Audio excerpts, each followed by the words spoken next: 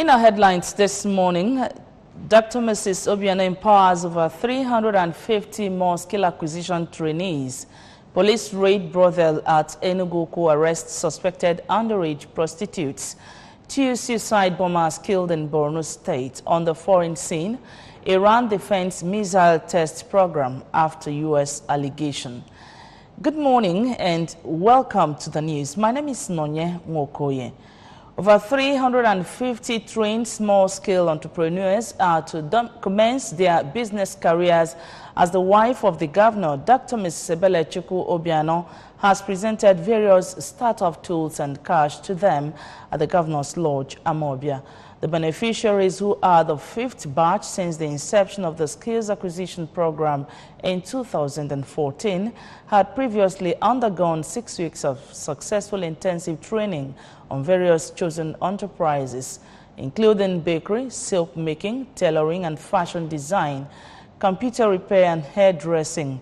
Our correspondent Daniel Ezigwe was at the presentation ceremony and our reports. Of over 4,350 persons have so far been empowered through the initiative, which is a paramount branch of the Caring Family Enhancement Initiative, CAFE, the Governor's Wife Social Intervention Program. The equipment donated to the beneficiaries includes sewing machines, baking tools, hair dryers, ovens, computer sets, amongst others. Congratulating the beneficiaries, Mrs. Obiano noted that it gave her immense pleasure to see smiles on the faces of the needy, adding that she felt fulfilled to have come this far in helping mankind. The governor's wife tasked the beneficiaries to build on the kick-off benefits and use the resources prudently. It gives me great pleasure to be with people and see them smile. I see them very happy. Even if I don't eat that day, I feel so happy, so fulfilled, and that is exactly what is happening to me today. I am very happy for you all, and I feel so fulfilled.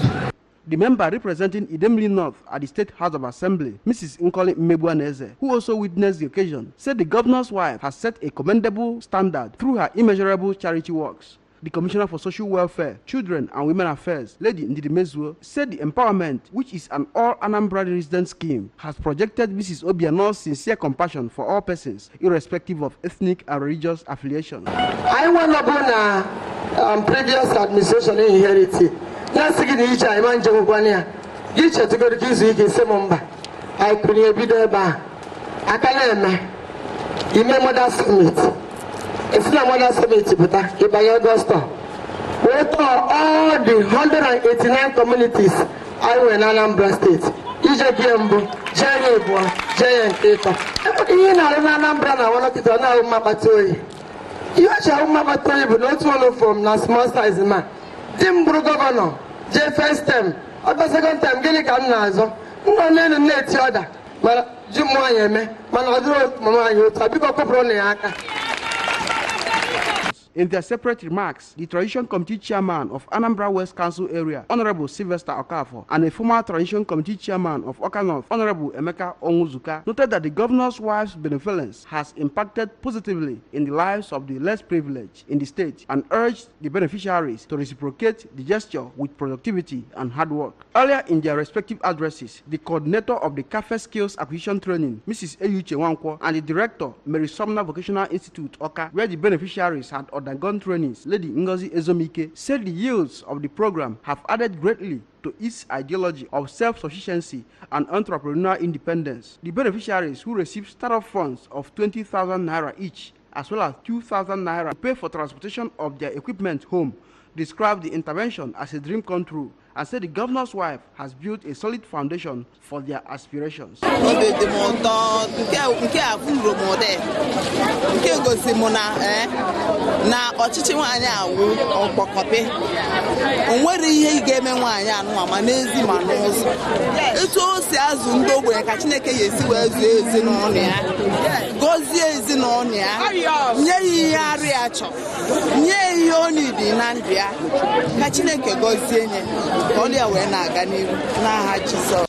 From the Governor's Lodge, Amobia, Daniel Ezigwe, ABS News. We say big congratulations to all the recipients and greater grace on the wife of the governor to continue to do more for the people. The vicar of the Anglican Church of the Holy Spirit, Oka, Reverend Canon Dr. Rex Kano, has urged Christians to prepare for the second coming of Christ. Reverend Canon Kano, who stated this in a sermon to mark the Advent Sunday, said that those who remain steadfast in prayers, eschew saints, and engage in the work of Christ will be called the sons of Christ. We have details of the report. The vicar maintained that Christians should reflect the light of God in all their dealings so as to keep away darkness. Reverend Canon Kano pointed out that those fellowshipping or interacting with cultists and other associations that are not of God are in darkness, noting that if all should live in the light of God and remain firm in faith, especially during this election period, the nation will witness free and fair elections devoid of rancor, bitterness, nor imposition of candidates and talks. Not imposing candidates, not imposing the rules, and the media running over us. And we will continue to live as people without, as sheep without a shepherd. God wants to shepherd us and is calling us to come out and live in the light that He has given. If that is done, we shall enjoy the world that given us. Because say, let it be light.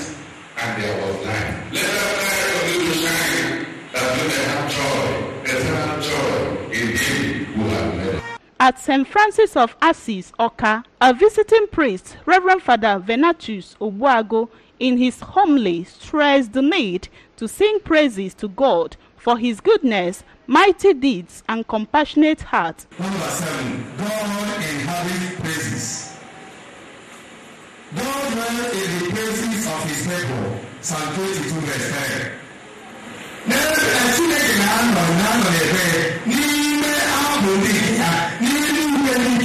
God inhabits in praise.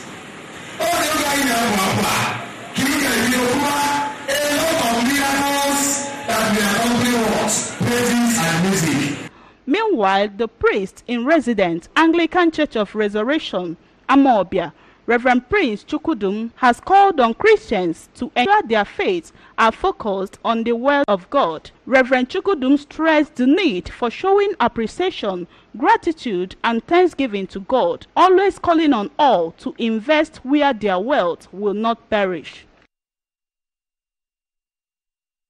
Operatives of the Anambra Police Command have raided a commercial sex brothel at Enugu and apprehended some underage workers and other suspects. This action followed a joint petition by the Enugu Traditional Authority and Enugu Community Development Union (ECDU) to the Oka headquarters of the Nigerian Police, alleging that road users along Ring Road, Enugu, were being harassed and embarrassed by underage commercial sex workers. During the raid, it was observed that the operators had used plywood to construct the brothel, a shelter attached to a perimeter fencing between a family compound and which contained a foam used for the illicit sex business.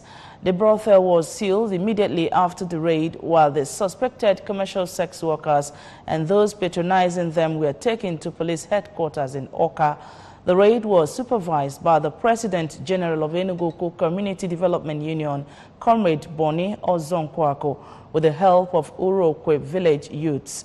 Honorable Ozonkwako called on parents to take more interest in the activities of their children and wards, and warned that Enugu community has no place for such illegal acts which breeds criminality and corruption of the morals of children, noting that people of Enugu are known for their industry and enterprise and live very decent lives and are law-abiding, warning that the community would not tolerate such businesses. He alleged that most of the commercial sex workers and their patrons are not in the Enugu and would not be allowed to soil the name of the town. The 2018 Press Week of the Nigerian Union of Journalists, Anambra State Council, has ended in Oka. The program, which was tagged a success by the participants, featured series of capacity-building lectures from some professionals in journalism and academic fields. A correspondent, Valentine Mbadoga, was at the closing ceremony in our reports. Speaking during the closing ceremony at Godwin Ezemo International Press Center, Oka, the NUJ chairman, Anambra Council, Sir Emmanuel Ifesinachi, while expressing satisfaction over the conduct of journalists, especially within the state, noted that the just concluded program will impact positively on the participants, both in character and in learning. The chairman on the occasion, Mr. Okechukwu Nwobi, who is the acting registrar, Anambra State College of Health Technology, Obosi, had earlier commended the union for organizing such events, urging journalists to stick to the ethics of the profession for improved reportage. Unity of the nation is collective responsibility. Journalists in this state are ready to ensure that peace will reign. Anambra State has been the light of the nation. We have been peaceful, and I don't expect anything less than that. Delivering a lecture on the topic, the media and quest for relevance, the role of journalists, the guest lecturer, Sachuka Annabife, noted that the media has a vital role in the society, stressing that journalists need to improve to meet the socio-economic and political demands of the 21st century societies. To make a convincing case and develop properly designed initiatives, we need to understand the status of press freedom in the world today, including the factors that militate for and against an open media. In a remark, the Nigerian Union of Journalists, ABS SAPU chairman, Mrs. Ngozi Obileri, assured that the union is bent on improving journalism within the state, as more capacity building programs will be organized to help re-equip journalists on the best practices to improve their reportage. We should always keep our eyes on the ball, be focused, report stories that are facts, not sensational reports. As we come for the press week, let us go out better than we were, and then real practice the main profession. Some of the participants, including Michael Augustine and Isaac Ibabuchi, both of the Mass Communication Department, Nnamdi Azikiwe University, Oka, while commending the union for the program, noted that being part of the event has given them a sense of belonging, assuring to make positive impact as they are now better informed. From Godwin Ezemo International Press Center, Oka, Valentine Mbadewa reporting for ABS News. In case you're just joining us, this is ABS Television News. Up ahead, 2 suicide bombers killed in Maiduguri. This and more stories will be coming after a short break. Please join us again.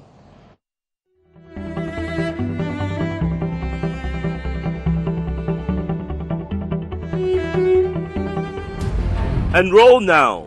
ABS Film Academy welcomes you to January 2019 session. Admission registration starts on Monday, the 15th of October 2018 and closes on the 5th of January 2019. Be a part of the 2 months intensive hands-on training in filmmaking and broadcast journalism. Work with professionals in acting, directing, cinematography, video editing, animation, graphic design, photography, film producing, broadcast journalism, script writing, and entrepreneurial study.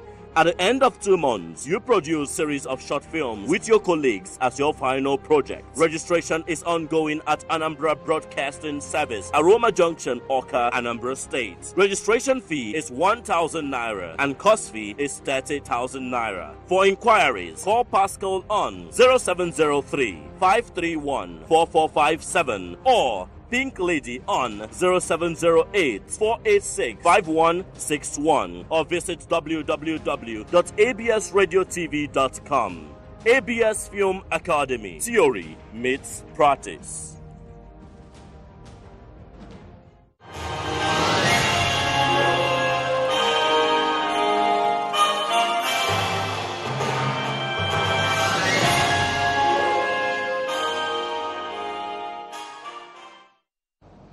Welcome back to the news.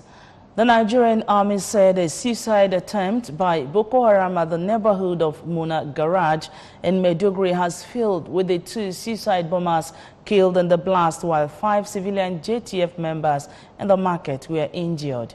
A statement from the Nigerian army's source said the 2 suicide bombers, a male and a female, who who were on a mission to infiltrate Muna Garage, Maiduguri, hurriedly detonated one of their suicide vests on sighting troops of 195 Battalion on patrol.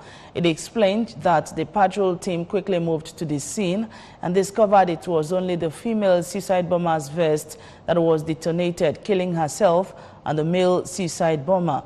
The source regretted that the 5 members of Civilian Joint Task Force CJTF on duty at the market were injured in the explosion. According to the source, the area was cordoned off and the explosive ordnance device team were drafted to defuse the other unexploded vest, while Borno State Emergency Management Agency and the Red Cross evacuated the mutilated body parts of the suicide bombers, while the wounded persons were rushed to 7th Division Hospital for medical attention. Now, in business news, the federal government is targeting a revenue of $1 billion annually and a total of 300,000 direct and indirect jobs from the commercialization of flared gas. According to the government, flared gas could be harnessed to stimulate economic growth, drive investment, and provide jobs in the oil-producing communities, and indeed for Nigerians through the utilization of widely available innovative technologies.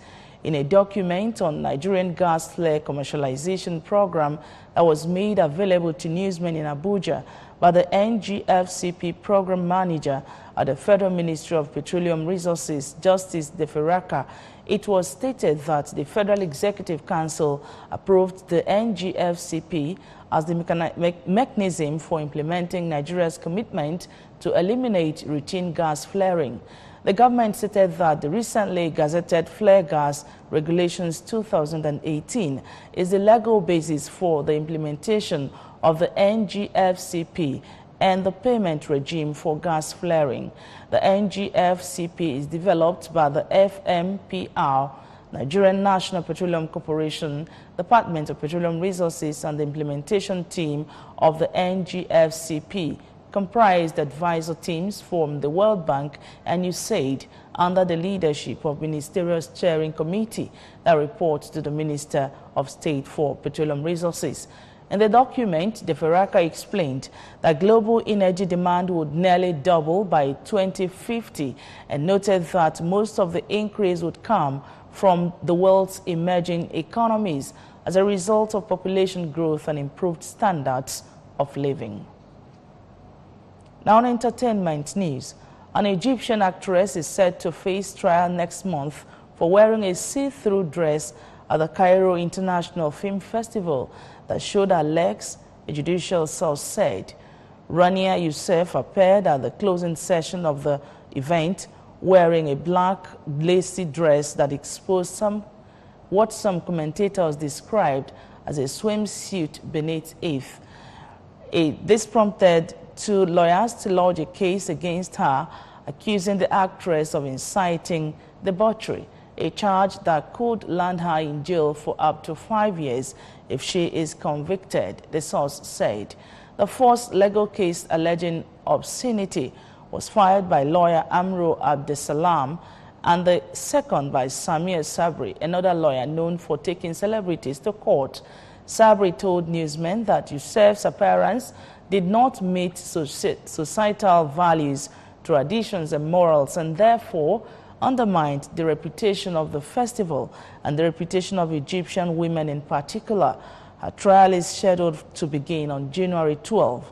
Pictures of the 44-year-old star left social media users divided, with some criticizing her and others defending Youssef's right to wear what she wants. Others frowned upon the criticism, with one user, Estella Joyce, urging Egyptians to drag themselves out of the dark ages. In our foreign news, Iran said its missile program is defensive and not in breach of UN resolutions. The defense followed a U.S. allegation that Tehran had carried out a new missile test. U.S. Secretary of State Mike Pompeo on Saturday condemned what he described as Iran's testing of a medium-range ballistic missile capable of carrying multiple warheads as a violation of the 2015 international agreement on the Iranian nuclear program. Iran did not confirm or deny that she had carried out a new missile test.